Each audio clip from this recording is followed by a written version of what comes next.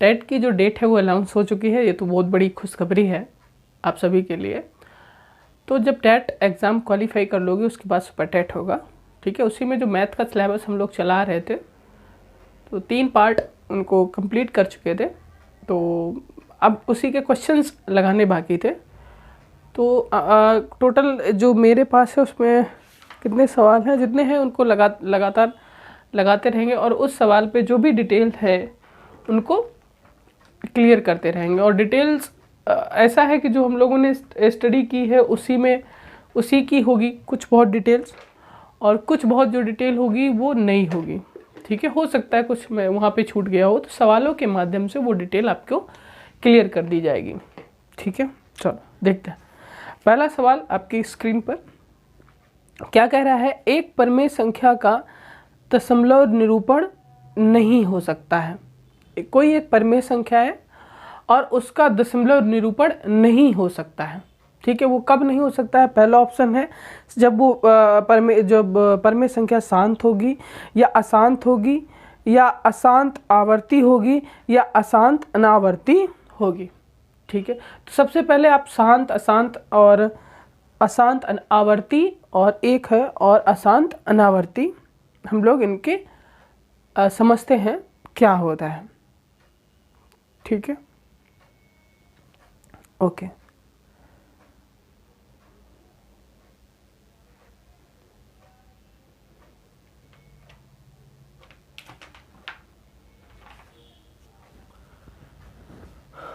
पहले देखते हैं शांत क्या होती है।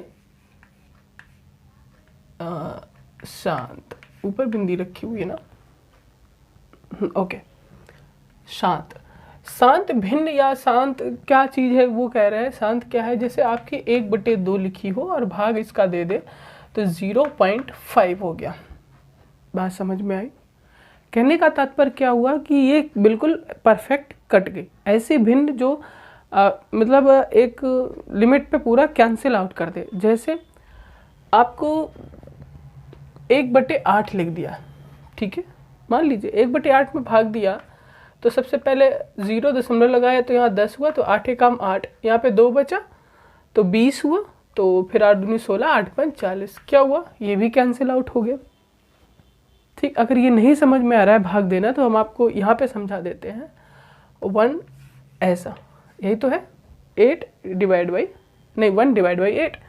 तो पहले तो भाग टूटी बिंदी होगा, भाग तो जा नहीं रहा है, तो दशमलव लगा तो क्या होता है? 0 बढ़ता है। तो 8 एकम 8, क्या हुआ? यहाँ पे 2 बचा, ठीक है। अब दशमलव लग चुका तो 0 बढ़ जाएगा, 0 बढ़ा दिया। फिर 8 दूनी 16, 16 हुआ। फिर कितना बचा यहाँ पे? 4। फिर दशमलव लगाइए तो 0 बढ़ जाएगा, तो 0 हुआ, तो 8 पर 40 कट गया। यानी कि तब तक हम भाग देते हैं जब तक आंसर 0 ना आ जाए। तो वहाँ पे कौन सी भिन्न हो जाती है? वो शांत संख्या हो जाती है। यानी आपस में भाग दे रहे हो तो वो शांत हो रही है, कैंसिल आउट हो रही है, शेषफल 0 बच रहा है। तो आपको अशांत का मतलब तो समझ में आ ही गया होगा, ठीक है। अब अशांत हमें लगता है हमें समझाना नहीं पड़ेगा। अशांत का मतलब क्या हो रहा है? जो खत्म ही ना हो, ठीक है, कटता ही रहे, कटता ही रहे, कटता ही रहे। जैसे आपका यहीं पे 1 का भाग लगा दे, किसमें? 1 का भाग 1 में भाग का लगा दें 3 का, ठीक है। भाग लगाइए तो 0 दशमलव यहाँ से 10 हुआ, तो 3 त्रिका 9, फिर 1 बचा, फिर 0 बढ़ा, 3 त्रिका 9, 3 त्रिका 9, 3 त्रिका 9, 3 त्रिका 9, क्या हुआ? कटा ही नहीं। हम बढ़ते रहे 3 3 3 आता ही रहेगा। तो ये क्या हो गया? अशांत। यहाँ तक क्लियर? अब इसके बाद सी ऑप्शन क्या कह रहा है? अशांत आवर्ती। अशांत आवर्ती का मतलब क्या हो रहा है? ये भिन्न तो अशांत है, लेकिन इनकी आवृत्ति हो रही है। 3 है तो 3 आ रहा है, 3 है तो 3 आ रहा है, 3 है तो 3 आ रहा है, मतलब 3 3 3 का आवर्त हो रहा है। जैसे मान लीजिए कोई 0.123 123 123 123 ऐसे से बढ़ रहा है। अशांत है लेकिन इनका एक कोई क्रम पैटर्न है।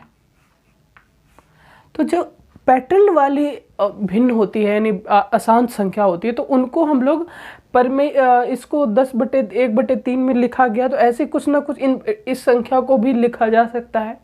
कहने का मतलब क्या हुआ, शांत वो हो गया जो कैंसिल आउट हो गया पूरी तरीके से, शेषफल 0 रहा। अशांत क्या हुआ, जिसमें हमारा भाग देते रहे वो उसका शेषफल आपका 0 नहीं आ रहा है। फिर क्या हो रहा है, अशांत आवर्ती। आवर्ती का मतलब होता है आवर्त, बार बार वही चीज आ रहा है। तो देखो यहाँ पे ऐसे 3 रिपीट हो रहा है। नीचे वाला एग्जाम्पल में 1 2 3 1 2 3 1 2 3 ऐसा रिपीट हो रहा है। ठीक है, तो ऐसे जो रिपीट होते हैं, एक कोई निश्चित पैटर्न होता है उनका रिपीट होने का, तो वो एक कोई ना कोई परमीय संख्या होती है, उनको परमीय संख्या के रूप में बदला जा सकता है। लेकिन जिनका पैटर्न ही नहीं पता होता है, जैसे चौथा नंबर लिखा है अशांत अनावर्ती, अनावर्ती उनका कोई आवर्त नहीं पता होता है। जैसे आप एग्जाम्पल देते रहे 0.01 001 00001 00001, इसका मतलब क्या हुआ, पहले 1 के साथ है फिर 2 के साथ है, तो यहाँ पैटर्न बढ़ता जा रहा है, कोई निश्चित आवर्त नहीं है। बात समझ में आ रही है। शांत क्या हो रहा है, जिसका शेषफल 0। अशांत क्या हो रहा है, जिसका शेषफल 0 ना हो और वो लगातार हम भाग देते रहें और वो शेषफल 0 ना हो। और फिर क्या है, अशांत आवर्ती, मतलब एक निश्चित पैटर्न पर उनका भाग देते रहे, वही पैटर्न फिर आएगा। ठीक है, तो ये हो गया अशांत आवर्ती। फिर क्या हो रहा है, अशांत अनावर्ती, जिनका हमें पैटर्न ज्ञात नहीं हो सकता है। तो प्रश्न का आंसर क्या हो गया, प्रश्न का आंसर हो गया एक परमेय संख्या का दशमलव निरूपण नहीं हो सकता है, तो किसका नहीं हो सकता है, अशांत अनावर्ती का निरूपण नहीं हो सकता है।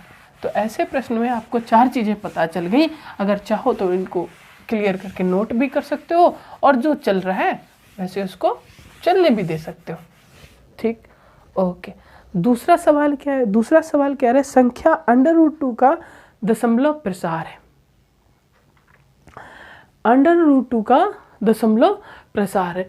√2 का अगर हम लोग प्रसार खोलते हैं तो 1.41 ऐसा होता है, लेकिन हम लोग यूजुअली √1.41 यूज़ कर लेते हैं कभी कभी मान रखने के लिए, लेकिन इसका पैटर्न नहीं क्लियर होता है। तभी तो √, कैसी एक अपरिमेय संख्या होती है और ये अशांत है और अनावर्ती है। ठीक है, इसका कोई निश्चित आवर्त नहीं होता है। ठीक है, अब इसका वर्गमूल कैसे निकालते हैं, इसका वर्गमूल हम लोग भाग विधि से निकालते हैं दशमलव लगा के, तो थोड़ा इसका वर्गमूल लंबा पड़ता है और इसका कोई पैटर्न नहीं होता है निश्चित। ठीक है, तो ये कैसी होगी, √2 एक अशांत अनावर्ती हो जाएगी, √3 एक अशांत अनावर्ती हो जाएगी, √5 एक अशांत अनावर्ती हो जाएगी, √6 अशांत अनावर्ती हो जाएगी। ठीक, √4 तो 2 निकल आएगा ना, तो वो तो शांत है, नॉर्मल है। ठीक है, फिर क्या बोल रहे हैं, कह रहा है -5/9 का योज्य प्रतिलोम। ठीक है, आपके स्क्रीन पर लिखा है -5/9 का योज्य प्रतिलोम। तो -5/9 का योज्य प्रतिलोम क्या हो जाएगा, 5/9। ये कैसे कर दिया सर, 2 प्रतिलोम होते हैं। ठीक है, एक होता है योज्य प्रतिलोम, एक होता है गुणन प्रतिलोम, यानी नॉर्मल प्रतिलोम। ठीक है, ओके। प्रतिलोम मतलब होता है उल्टा। ठीक है, तो योज्य प्रतिलोम, जब उसने योज्य बोल दिया यानी कि जो भी संख्या है उसके आगे माइनस लग जाता है। ठीक है, जो भी संख्या है उसके आगे माइनस लग जाता है, और गुणन प्रतिलोम पूछा जाएगा तो वो संख्या बटे में आ जाती है। जैसे इसका योज्य प्रतिलोम पूछा गया तो मैंने क्या किया, इसी के आगे माइनस लगा दिया, तो माइनस माइनस क्या होता है, प्लस होता है। ठीक है, तो प्लस का 5/9। अगर इसी का -5/9 का अगर हम लोगों से गुणन प्रतिलोम पूछा जाता, गुणन प्रतिलोम पूछा जाता, तो हम लोग क्या बोलते हैं, इसको 1 के बटे में यानी उसको भाग में कर देते, 5/9 भाग, तो 9 पहुंच जाता ऊपर, तो आंसर हो जाता 9/5। माइनस का डायरेक्टली करते तो यहाँ से ऐसे करते उल्टा कर देते, 9/5 माइनस चिन्ह ही रहता है। तो योज्य प्रतिलोम और गुणज प्रतिलोम में यही अंतर है। योज्य प्रतिलोम में क्या होता है, माइनस चिन्ह आगे कर देते हैं, और गुणज प्रतिलोम में उसको 1 के बटे में कर देते हैं, यानी उल्टा कर देते हैं उसका। ठीक है, ये चीज़ क्लियर हो गई होगी। फिर लिखा है -13/19 का गुणात्मक प्रतिलोम। ये सवाल आप लोग खुद ही कर सकते हो। -13/19 का गुणात्मक प्रतिलोम, 19/13 वो भी माइनस का। ठीक है, ओके। दो स्क्रीन में है, 2 अंकों की किसी संख्या, पढ़ना बहुत ध्यान से, 2 अंकों की किसी संख्या और उन अंकों का आपस में बदलकर बनाएगी संख्या के बीच का अंतर सदैव 9 से विभाज्य होता है। ठीक, ये एक ट्रिक समझ लीजिए, चाहे आप कैसा भी समझ लीजिए। अब इसको हल्का सा हम ट्रिक के माध्यम से समझाने का प्रयास कर रहे हैं। ओके, देखो सवाल में क्या बोल रहा है,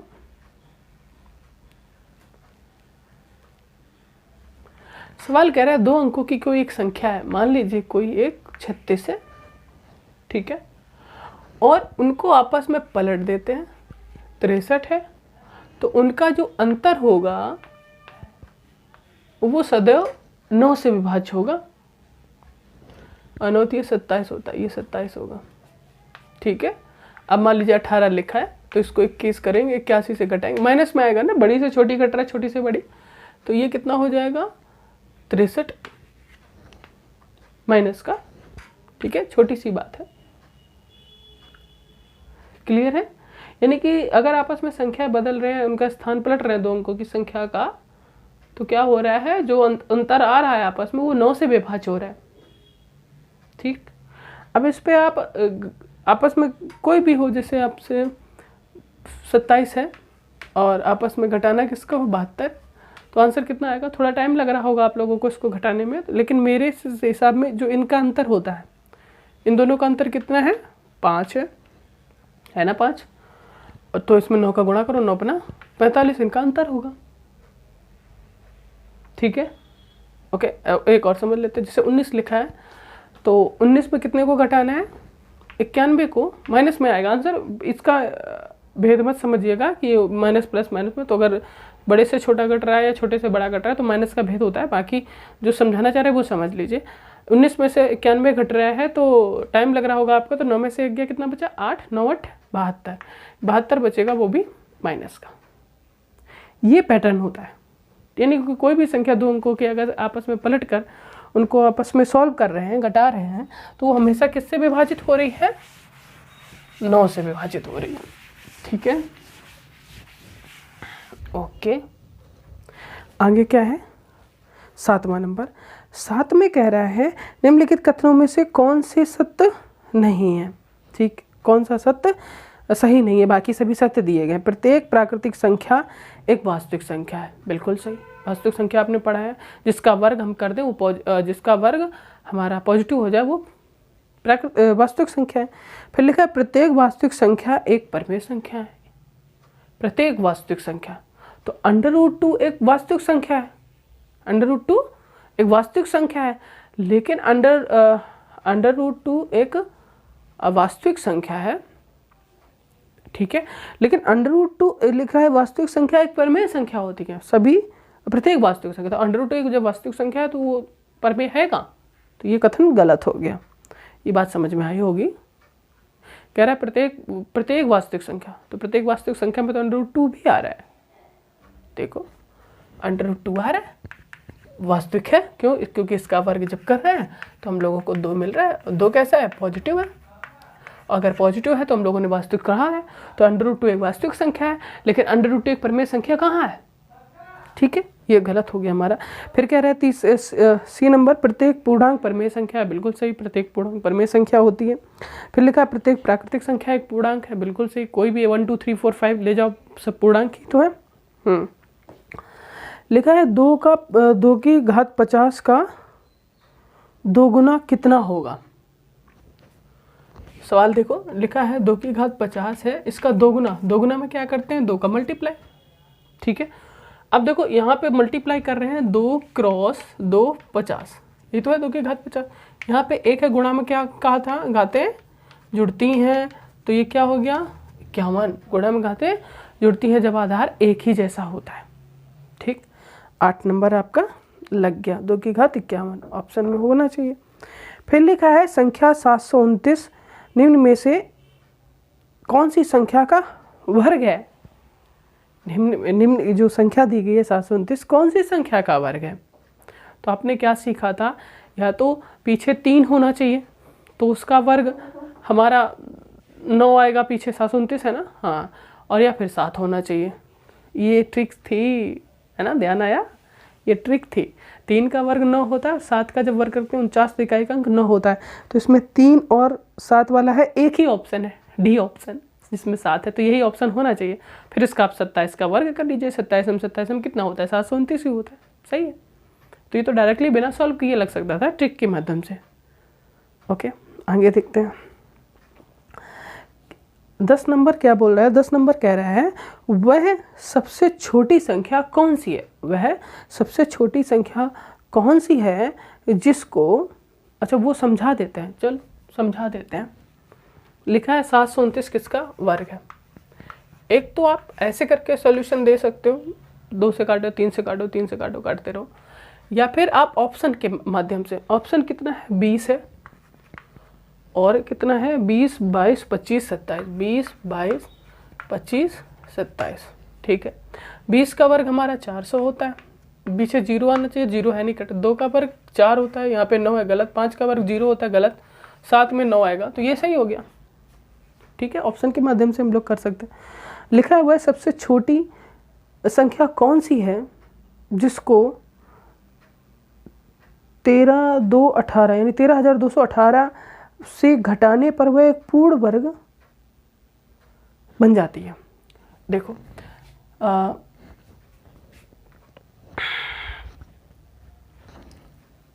यहाँ पे ओके, यहाँ लिखा हुआ है, क्या कह रहा है 13,218, ठीक, यही तो दिया, ये डिजिट दिया। कह रहा है इसमें से कौन सी संख्या ऐसी घटा दो कि पूर्ण वर्ग बन जाए।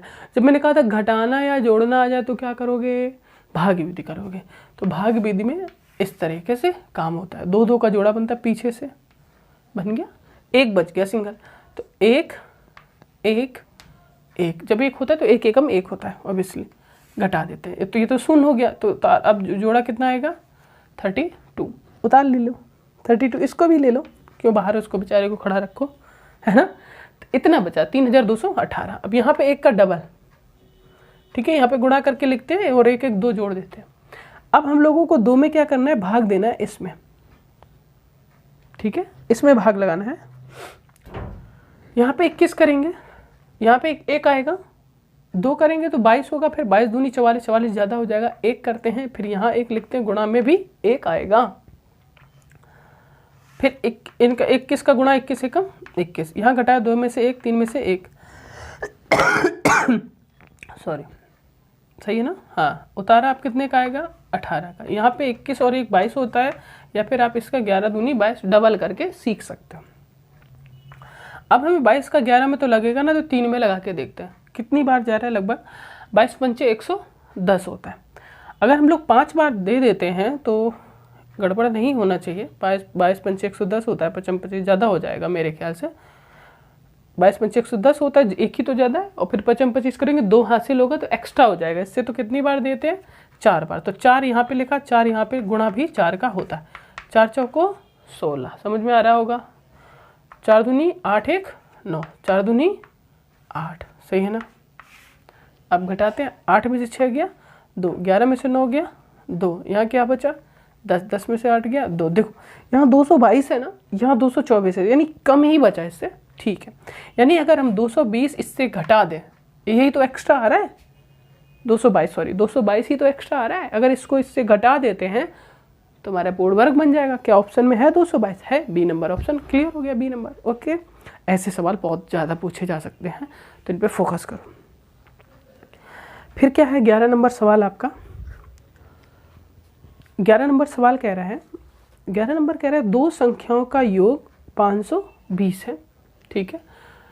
मान लीजिए कोई दो संख्या है, एक a है और इनका एक b है, उसको दोनों को जोड़ देते हैं तो 220 आ रहा है, सॉरी 520। कुछ नहीं, जो सवाल बोल रहे हैं मैं वही कर रहा हूँ और कुछ भी नहीं कर रहा हूँ। दो संख्याओं का योग 520 है, ठीक है।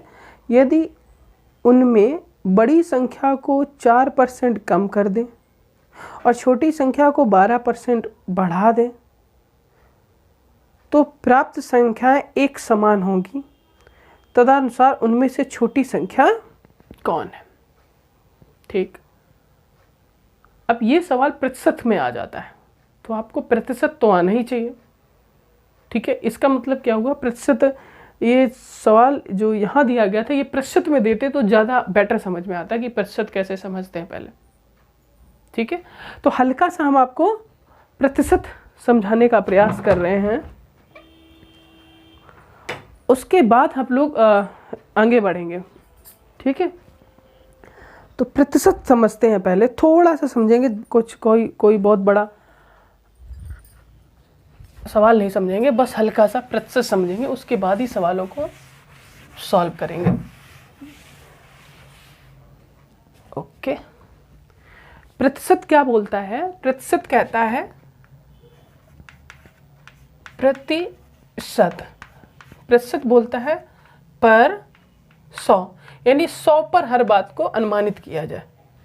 प्रतिशत ये बोल रहा है, ठीक है। क्या बोल रहा है कि हर चीज़ 100 पर अनुमानित किया जाए। इसमें दो चीज़ें कही जाए कि कोई संख्या को इतने % बढ़ा दिया जाए या इतने % कम कर दिया जाए तो वो संख्या क्या होगी, यही तो बोला गया। तो अगर कोई संख्या है 100, ठीक है, अगर कोई संख्या 100 है, अगर इसमें 4% हम कम कर दें तो वो संख्या क्या होगी? वो संख्या हमारी 96 होगी। ये तो डायरेक्टली है, कैसे निकाल लिया? अब इसको समझते हैं। अगर कोई भी संख्या दुनिया की लिखी हो, x, कोई भी संख्या, x का मतलब होता है दुनिया की कोई भी संख्या, अगर उसमें कह रहा है कि 4% की कमी की जा रही है, तो 4% की कमी का मतलब क्या हुआ? वो 100 में से 4 कम कर दिया गया, यानी 100 में से 4% कम कर दिया और बटे में 100, ये हो गई 4% की कमी वाली संख्या। क्या हो गई? 4% कमी वाली संख्या। अगर इसी में कह दिया जाए 4% बढ़ा दिया जाए तो क्या संख्या हो जाएगी?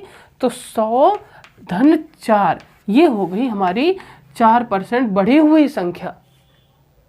यानी कि अगर आपसे कह रहा है कोई संख्या में 4% की कमी की जाए तो उसका मतलब 100 में से 4 का कमी करके उसके साथ गुणा कर दो, बटे में 100 हमेशा चलेगा इसमें। अगर बढ़ोतरी की जाए 12% की तो 100 में 12 जोड़ दो, ठीक है। इस तरीके के हमारा ये सवाल लगने वाला है। ओके, अब सवाल में क्या बोल रहा है? दो संख्याएं हैं, इनका योग 520 है। दो संख्याएं हमारी ऐसी हैं जिनका योग 520 है। अब आप हमें ये बताइए कि अगर एक संख्या a है तो दूसरी संख्या 520 में से -b होगी। अगर आपको ये पैटर्न समझ में आ गया तो सवाल बहुत जल्दी लग जाएगा, ठीक है। क्या समझ में आया कि अगर हम लोग एक संख्या a है तो दूसरी संख्या 520 -b होगी। अगर दो संख्याओं का योग 12 है और एक संख्या आपको 10 दे दे तो दूसरी तो अपने आप 12 में से 10 घटा लोगे। तो ऐसा ही तो इसमें कहा गया है कि एक संख्या a है दूसरी b है, दोनों का योग 520 है, ठीक है। लेकिन अगर एक संख्या a है तो दूसरी संख्या तो अपने आप 520 में से a घट जाएगा। सॉरी, कितना घटेगा? गलत तो नहीं है? हाँ, a घटेगा। एक संख्या अगर a है तो दूसरी अपने आप 520 - a हो जाएगी, ठीक है। अब सवाल क्या कह रहा है? एक a है और एक 520 - a है, दो संख्या है ये हमारी। एक सवाल में कह रहा है एक में 4% की कमी कर दी जाए। अगर इसमें हम 4% की कमी कर रहे हैं तो क्या हो जाएगा? 100 - 4 बटे 100। यही तो सिखाया था आपका कि अगर कमी की जाए तो 100 - 4। और दूसरे में क्या कर रहा है? दूसरे में कह रहा है 12% को बढ़ा दिया जाए। तो अगर हम इसको 12% को बढ़ाएंगे तो 100 + 12 बटे 100, तब ये दोनों संख्याएं कैसी होंगी? आपस में बराबर हो गई। अब केवल काटना है। तो नीचे 100 लिखा था तो यहाँ पे भी नीचे 100 लिख दिया, काट दिया। a का गुणा यहाँ किया तो ये 100 - 4 कितना होता है?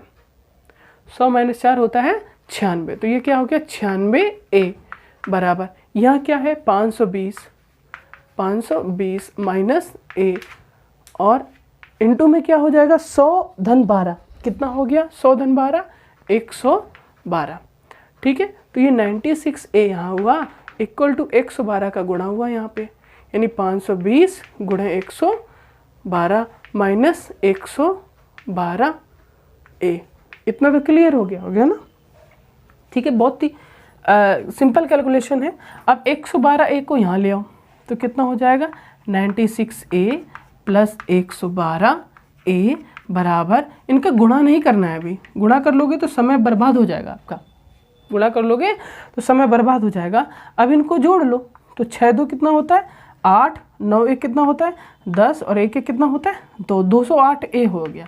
तो ये क्या हो गया 520 इंटू 112। अब इसको काट लो।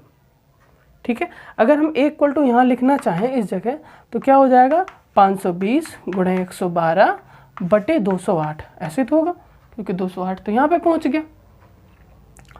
अब हम लोग इसको काटते हैं, चलो लगाओ दिमाग, काटने का 2 से काटो, 2 एकम 2 और 0 हुआ और 2 चौको 8, 104 2 से ये कट जाएगा, 2 पंचे 10 2 छन 12 कट गया। और अगर 104 है यहाँ पे, 13 8 104 होता है ना, 13 8 104, 13 चौको 52, यहाँ 40 हो गया और 8 5 40। देखो मैंने जल्दी काट दिया, तो A की वैल्यू क्या हो गई 5 का मल्टीप्लाई करो, 5 6 30, 5 25 और 3 25 3 कितना होता है 28, 1 बराबर कितना हुआ 280। तो B की जो वैल्यू आ गई कितनी आएगी 280 से घट जाएगा, 520 माइनस 280 बराबर क्या बचेगा 0 से 0 जाएगा और 12 में से 8 गया 4 बचा, और यहाँ पे 4 में से 2 गया 2, तो छोटी संख्या तो 240 हुई। इसमें सवाल में सिर्फ कैलकुलेशन था और कुछ भी नहीं था। अगर ये कैलकुलेशन क्लियर हो जाती है तो आपका सवाल बहुत जल्दी लग जाएगा।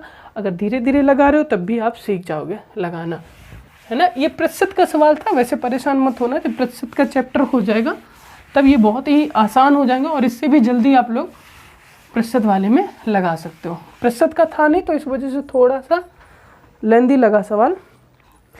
अब आगे क्या सवाल कह रहा है, 12 नंबर सवाल कह रहा है। 12 क्या है, कह रहा है निम्न में से कौन सी ऐसी संख्या है जो x y, अरे क्या लिखा है x y x y x y, क्या लिखा है, कोई एक संख्या है x y x y x y, ऐसी कोई एक संख्या है जहाँ पे कह रहा है x जो है वो 1 से बड़ा है और 9 से छोटा है। x जो है वो 1 से बड़ा है या बराबर है और 9 से छोटा है और बराबर है। और y जो है सिमिलरली y भी बोला गया है, y भी ऐसा ही है।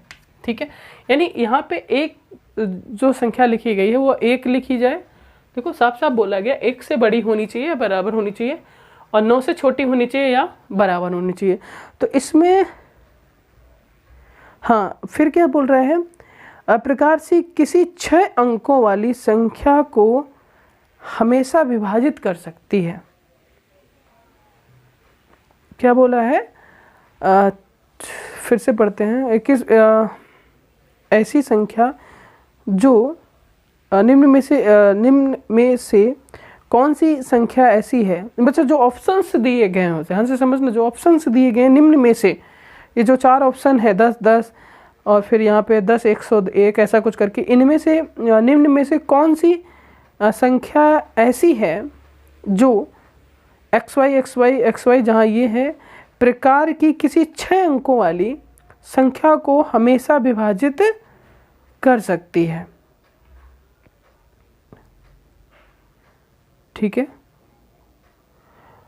तो 6 अंकों की संख्या हम लोग कोई सी भी ले लें, इसमें विभाजिता का नियम आपको आना चाहिए। ठीक है, 2 से विभाज्य कैसी संख्या होती हैं, 3 से कैसी होती हैं, 4 से कैसी होती है, 5 से कैसी होती है, 6 से कैसी होती हैं, इसमें विभाजिता का नियम का प्रयोग हो रहा है ना। तो विभाजिता का नियम भी आपको क्लियर करना है कि 2 से किस तरीके से विभाज्य करते हैं। 2 से तो एक हल्का सा हम लोग नियम ले लेते हैं। 2 से जो भी वो संख्या विभाजित होती हैं जिनके पीछे में 0 लिखा हो, 2 लिखा हो, 4 लिखा हो, 6 लिखा हो और 8 लिखा हो। ठीक है, ऐसी सभी संख्याएं जिनके इकाई के अंक में ये लिखे हों वो 2 से विभाज्य होंगी। 3 से कौन सी संख्या विभाजित होती है? 3 से वो संख्या विभाजित होती हैं जिनके अंकों का योग 3 से विभाजित हो जाए। मतलब कोई भी संख्या लिखी उन सभी को जोड़ देते हैं, अगर वो संख्या 3 से विभाजित हो गई तो वो हमारी 3 से विभाज्य हो जाएगी। 4 संख्या में क्या होता है? 4 से विभाजित आखिरी के 2 अंक। कितने? आखिरी के 2 अंक। इसमें योग, इसमें आखिरी के 2 अंक 4 से विभाजित होने चाहिए। 5 से कौन सी संख्या विभाजित होती है? जिसमें इकाई के अंक में 0 हो और 5 हो। 6 से वो संख्या विभाजित होती है जो 2 और 3 से विभाजित हो जाती है। 7 से वो संख्या विभाजित होती है जो एक जैसे ही लिखे हो, जैसे 6 6 6 6 6 6 6 बार लिखा होना चाहिए। यानी अगर यहाँ पे 1 1 1 1 1 3 बार लिख दे तो भी वो हमारी 6 7 से विभाज्य हो जाएगी। 8 से कौन सी संख्या विभाजित होती? जो लास्ट के 3 डिजिट, लास्ट के 3 डिजिट्स हमारे 8 से विभाजित होने चाहिए। 9 से कौन सी संख्या विभाजित हो जाती है? योग जो है उसका 9 से विभाजित हो जाए, ऐसा 9 से संख्या विभाजित हो जाती है। और 10 से तो आपको पता ही है ना, 1 है दूसरे। फिर 11 से जो विभाजता का नियम है वो बड़ा अच्छा है। उसमें कह रहा है सम संख्या, जो सम संख्याओं पे पद लिखे हों, जैसे मान लीजिए 4 3 2 1 5 ऐसा लिखा हो, तो सम संख्या पे दूसरा और तीसरा चौथा और यही तो है सम संख्याओं पर स्थापित। तो इन पर स्थापित संख्या योग, जैसे 3 1 4 6 6 1 7 3 10 योग हुआ, 5 2 7 4 11। इनको घटाएंगे, या तो 0 बचना चाहिए या से 11 से डिविजिबल होना चाहिए। ऐसे या तो 0 बच जाए, कट जाए, या फिर आपस में 0 से मतलब जो ऐसी संख्या आ जाए जो 11 से कट जाए, या फिर 0 आ जाए, तो वो संख्या हमारी 11 से विभाजित हो जाती है। 12 से वो संख्या विभाजित होती है जो 4 और 3 से विभाजित होती है। ठीक है, ये कुछ डिविजिबिलिटी के रूल थे, यानी किस तरीके से कोई भी संख्या विभाजित होती है। तो जो जैसा ये सवाल है इसमें हम लोग मान लेते हैं कि माना ये जो सभी है 1 1 है, 1 1 1 1 1, यानी कि 6 के 6 हमारे एक ही एक है। और इसको अगर हम 11 से भाग लगाते हैं, 11 एकम 11 0, 11 एकम 11 0, 11 एकम 11, ऐसी संख्या होगी। इस संख्या से कोई भी 5 जो हमारी डिजिट होगा इनमें से, उससे सदैव संख्या को हमेशा विभाजित कर। अतः मतलब क्या है,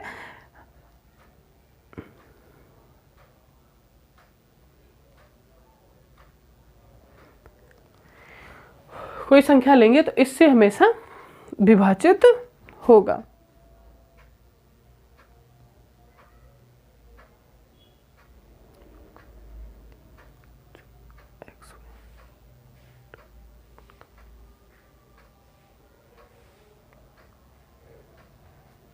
ठीक है, तो ये ऐसी संख्या है जो इनमें से कोई भी संख्या लिया जाए उसमें 0 नहीं आना चाहिए, तो वो संख्या ये 101 यानी 0 यानी 1101 संख्या हमेशा उसको विभाजित कर देगी, कोई भी संख्या ले लिया जाए।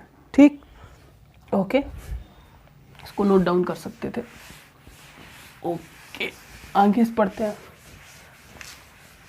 आगे क्या है? आगे 13 नंबर सवाल है। 13 नंबर क्या है? पढ़ो बहुत ध्यान से। 13 नंबर कह रहे हैं यदि 3 अंकों वाली किसी संख्या में इकाई और दहाई के अंकों को आपस में बदल दिया जाए। 3 अंकों की संख्या है, 3 अंकों की संख्या है, ये दहाई है और ये सैकड़ा है और ये इकाई है। ठीक है, ये 3 अंक की संख्या लिख गई। कोई संख्या ही ले लेते हैं, सपोजली 4 3 2। फिर क्या बोल रहे हैं? 3 अंकों की संख्या इकाई और दहाई के अंकों को आपस में बदल दिया जाए तो नई संख्या आएगी। ठीक है, बात बिल्कुल सही है। अगर हम लोग क्या करें, 4 2 3 क्या हुआ, आपस में इंटरचेंज हो गया। यही चीज़ें समझना है बहुत ध्यान से। क्या बोल रहे हैं? जो नई संख्या आएगी वह मूल संख्या से 63 अधिक होगी।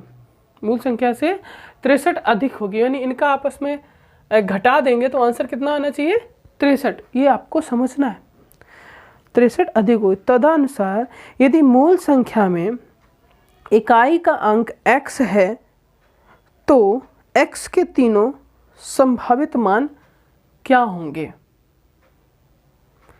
क्या बोल रहा है, इकाई का अंक अगर x है तो संभावित मान क्या होंगे?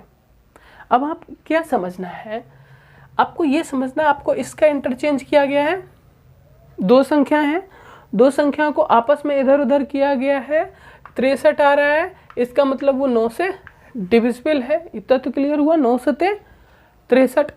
और आपको क्या बताया गया था कि आपस में डिफरेंट, जब इसमें आपस में भाग लगाया गया 7 आया, यानी वो ऐसी संख्या है जिनके बीच में आपस में डिफरेंट 7 है। ठीक है, अब आंसर देखो कौन सी ऐसी संख्या है जिसमें आपस में डिफरेंट हमारा 7 है। एक तो पहला तो नहीं है, क्योंकि इसमें 9 में से 8 गया, एक बचेगा, 8 में से 7 गया, एक बचेगा, 9 में से 7 गया, एक गलत। 9 में से 7 गया, 2 बचेगा, लेकिन 9 में से 2 गया तो 7 बच जाएगा, 2 में से 9 गया 7, यानी ये हो सकता है। और x के मान पूछे गए हैं। ठीक है, तो ये सारे x की वैल्यू लिखे हुए हैं, मैंने कुछ गलत समझ लिया, मैंने तीनों दिमाग लगा दिया कि तीनों अंक लिखे हुए हैं, केवल x के मान लिखे हुए कि x में से इनमें से क्या क्या हो सकते हैं। ठीक है, अब x क्या हो सकता है, आपस में डिफरेंट कितने हैं, 7 का, तो यानी 7 से बड़ा होगा, यानी 7 से बड़ा होगा। ये कैसे समझा सर?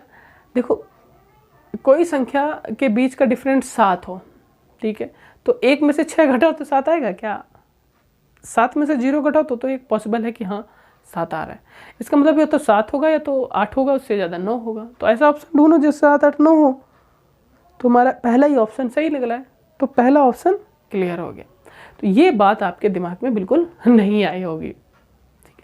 लेकिन अगर हम थोड़ा और समझाते हैं डिटेल्स में, तो आपको अभी समझाया है कि अगर हमारा 16 लिखा हुआ है, इनका मतलब आपस में चेंज करते हैं तो 61 होता है, तो इसको जब घटाएंगे, मतलब आपस में जब घटाएंगे तो कितना, 6 में से 1 गया, कितना बचा, यानी 1 में से 6 गया, कितना बचा, 5। इनके बीच का डिफरेंस कितना है, यानी अंतर कितना है, 5। तो 9 पन्ना 45, तो ये डिफरेंस आ गया 45, यानी 16 में से 61 घटाओगे तो -45 से पॉजिटिव 45। ये इंपॉर्टेंट नहीं है माइनस प्लस, इंपॉर्टेंट ये है इसका फैक्ट समझना। तो क्या हुआ कि इन दोनों के डिफरेंस 5 था और 9 का मल्टीप्लाई हुआ, तो हमारा ये आ गया। ठीक है, अब इन दोनों का अंतर तो 63 था, जो कि 9 से भाग जा रहा था, 9 सत्ते 63 हो रहा था, यानी कि बीच का डिफरेंस 7 है। आपस में इनका डिफरेंस 7 दिया गया था, तो ऐसी संख्या ढूंढो जिनके आपस में 7 घट जाए।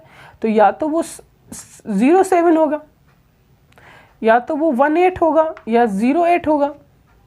जो 08 में तो 7 बचेगा नहीं, या तो आपका 129 होगा। आपके पास यही केवल संख्याएं बचेंगी लास्ट में 3 डिजिट में। तो x की जगह में क्या हो रहा है, बात समझ में आई?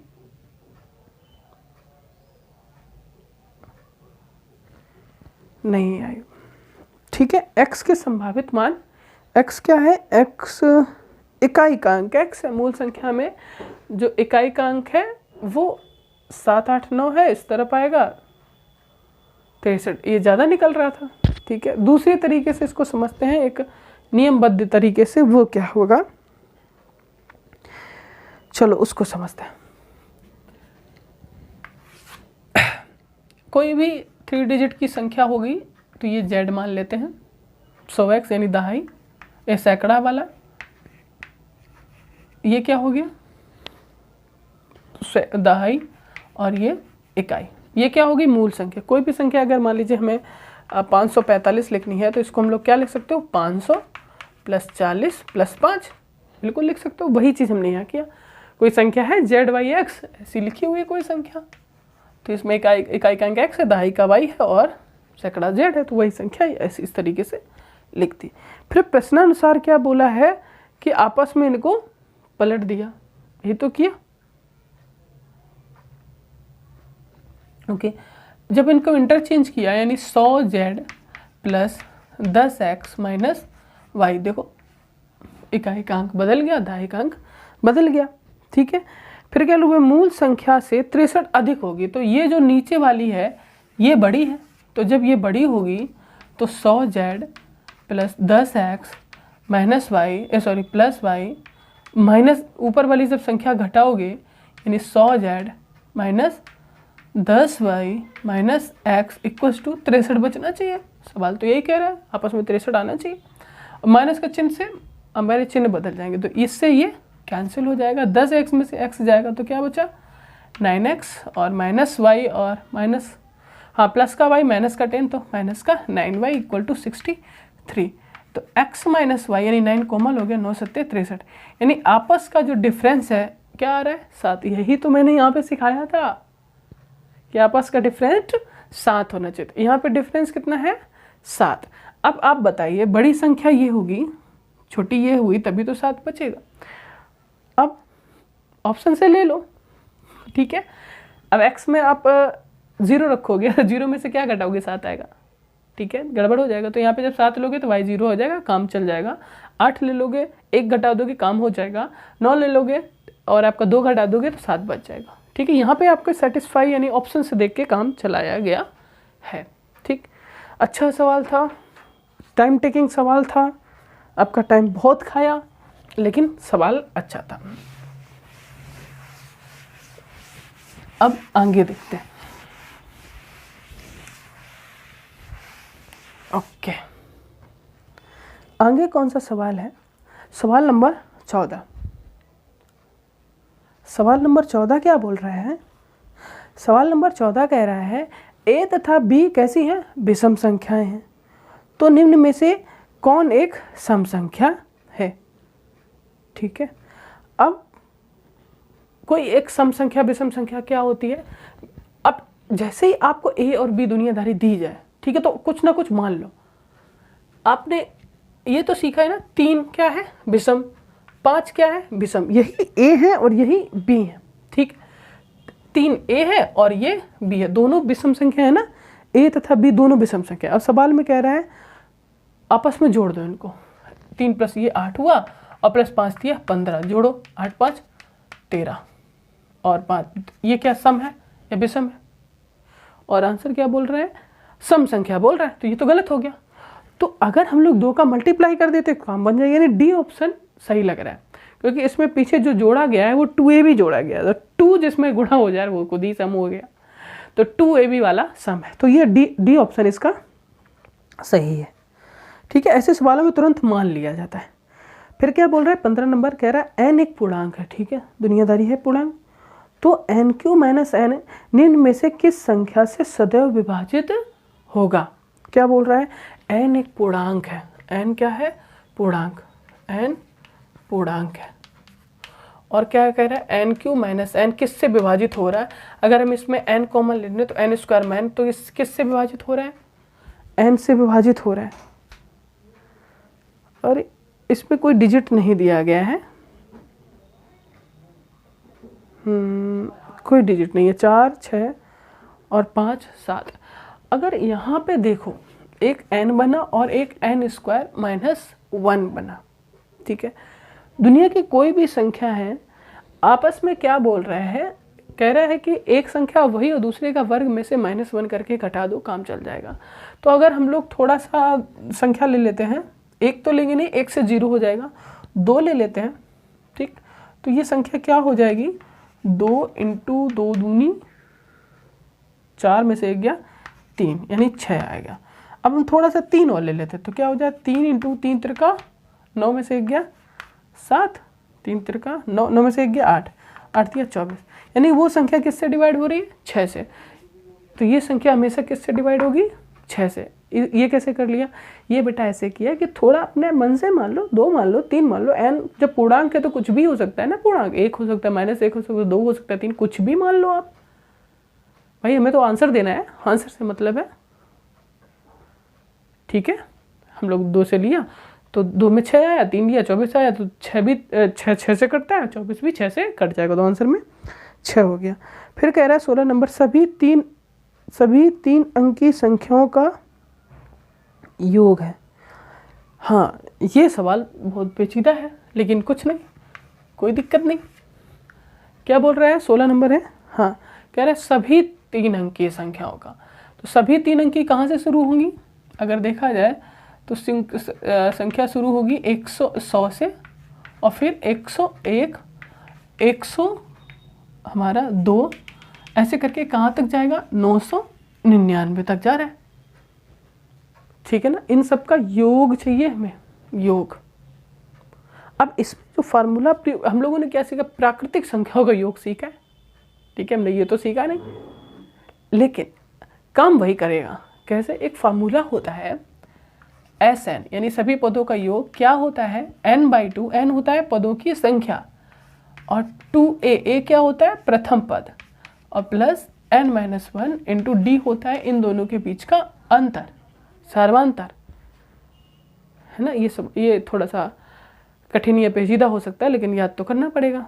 क्या हुआ, अगर हम लोग योग बराबर लिखें, योग n पदों का बराबर क्या हो जाएगा, n पद यानी पद बटे 2, फिर 2 पहला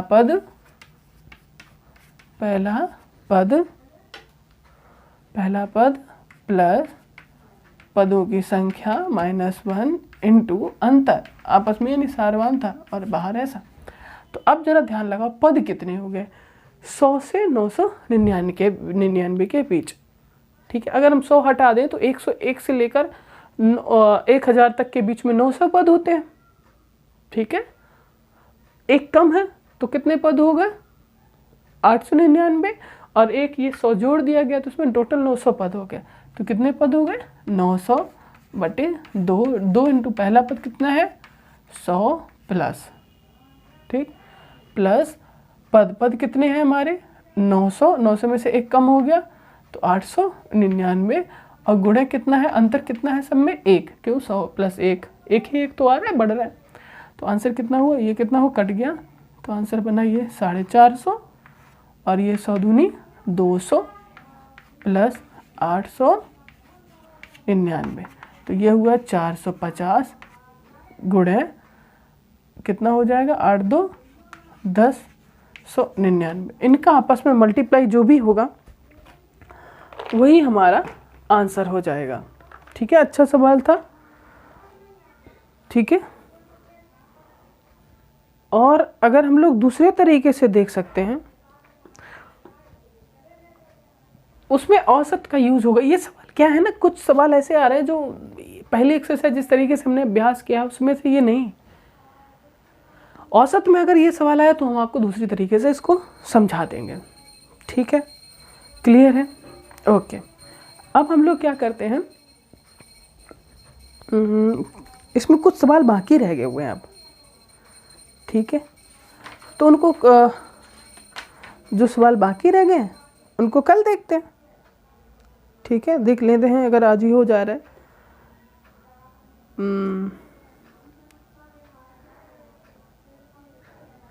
ठीक है, देखते हैं, अभी 1-2 सवाल और लग जाए तो लग ही जाए, है ना, उसमें क्या कमी है। ओके,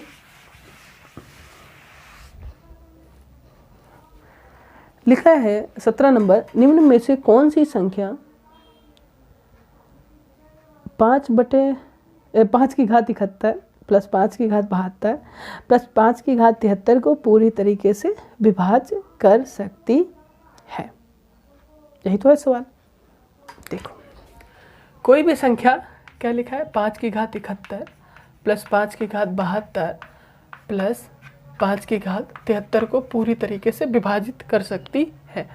तो अगर हम इसमें 5 की घात 71 कॉमन ले लें तो यहाँ तो 1 बचेगा, यहाँ 5 की घात 1 बच जाएगा और यहाँ 5 की घात 2 बच जाएंगे। तो यहाँ पे 5 की घात 71 हुआ और ये 1 हुआ और ये 5 हुआ और ये 5 25 हुआ। तो 5 की घात 71 और 5 1 6 और 6 25 31, यानी कि कोई भी संख्या होगी, ये संख्या 31 से तो कटने ही वाली है ना, 31 से तो कट जाएगी वो संख्या। जब 31 से कट जा रही है तो इसमें ऐसा ऑप्शन है जो उसमें 31 लिखा है, कोई ऑप्शन नहीं है। तो आप क्या करें, तो 31 का दुगना किया, जैसे दुगना किया तो आंसर क्या मिला, 31 दूना 62, 62 से कट जाएगी तो 62 भी नहीं है। फिर उसका तिगुना किया, चौगुना किया, जैसे ही 5 गुना किया यानी एक और डिजिट लिया तो हमारा 155 आंसर मिल गया। ठीक है, तो वो संख्या 155 से डिवाइड हो जाएगी। सी ऑप्शन सही हो गया। ओके, तो इस तरीके के सवाल हैं, आगे भी देखते हैं, मिल जाएंगे तो फिर लगाएंगे। इसमें कुछ सवाल बाकी रह गए हुए हैं तो उनको कल देखते हैं।